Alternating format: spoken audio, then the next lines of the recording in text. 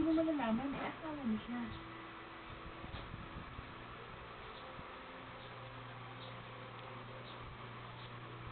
Wala akong asawa.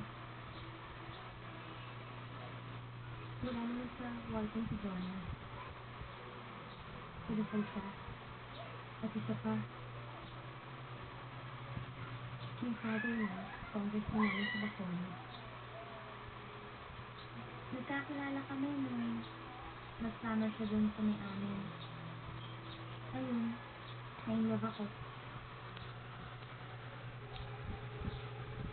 Tapos, sabay kami nag-aral sa Maynila. Nagka-develop ako kami. Siguro mga 6 na buwan din kami nagsimagpon. Pero nagkahiwalay din kami.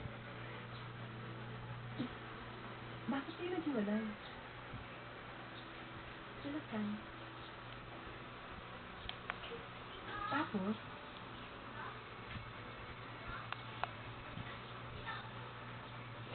Nasa resort kasi kami nun. Lakad ng barkada. Hindi ko na nga alam kung ano nangyari. Sarap diba? Nalakas ng dating. Sarap diba?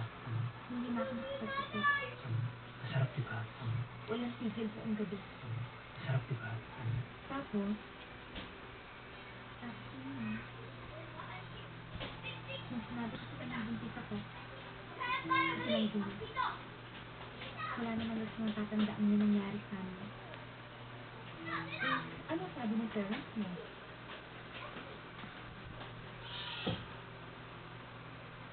Hindi naman nila alam.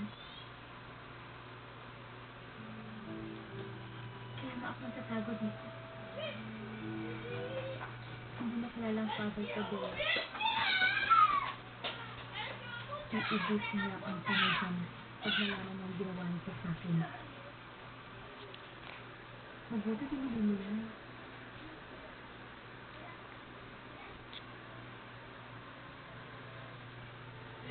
Kailangan.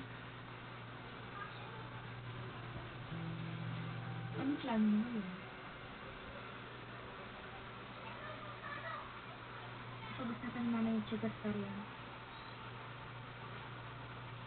Aampunin niya ang bata. Alam mo ba, noong una akong binubugbog ni Becky, gusto ko nang magpakamukha. Pero kung gano'n na ba yan, talo ko. Kaya naisipan kong kailangan